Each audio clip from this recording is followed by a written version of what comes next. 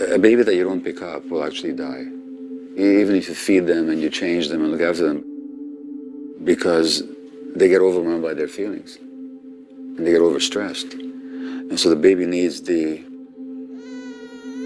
mother's and the father's brain to regulate her own brain, to regulate their emotions.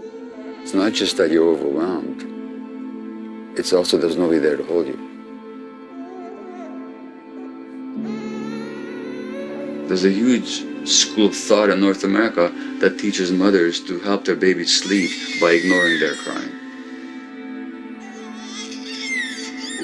Never mind the mother's milk, the infant just wants to attach, because the only way the infant can attach is physically.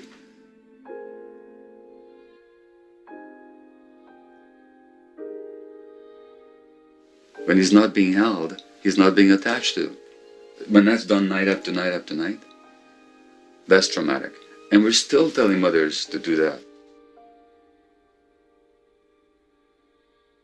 If you actually look at genuine human needs, if you connect to God and the heart and the soul, then there's nothing more normal than a child sleeping in the arms of the parent.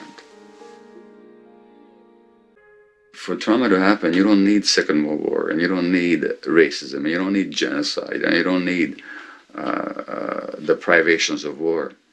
You just need parents who are so alienated from their own gut feelings that they will let their infants cry without picking them up, and that child is desperate for a relationship. That's all it takes. As a child, we have two fundamental needs. One need that's with us is infancy, and it's absolute and it's not negotiable, is attachment. And so the other need then is authenticity. Authenticity, therefore, is the connection to ourselves. Because without authenticity, without a connection to our gut feelings, just how long do you survive out there in nature? So authenticity is not some new age, pseudo-spiritual concept. It's actually a survival necessity.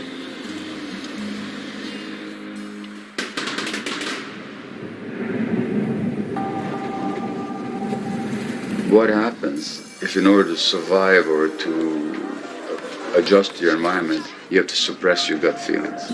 You have to suppress your authenticity. So normal society does not allow anger, and the child who's angry must be separated. In other words, we have to threaten his attachment relationships on which his life depends, so that he can suppress his emotions. Well, that child, if he learns the lesson well, will disconnect from their anger. And then he's a sitting duck for depression, mental illness, or for physical illness. Okay, so kid is angry. Well, how about helping him move through the anger to learn how to modulate it? Not to repress it, but to learn to become friends with it. We don't want people who are not angry. We want people who know that anger doesn't have to be destructive.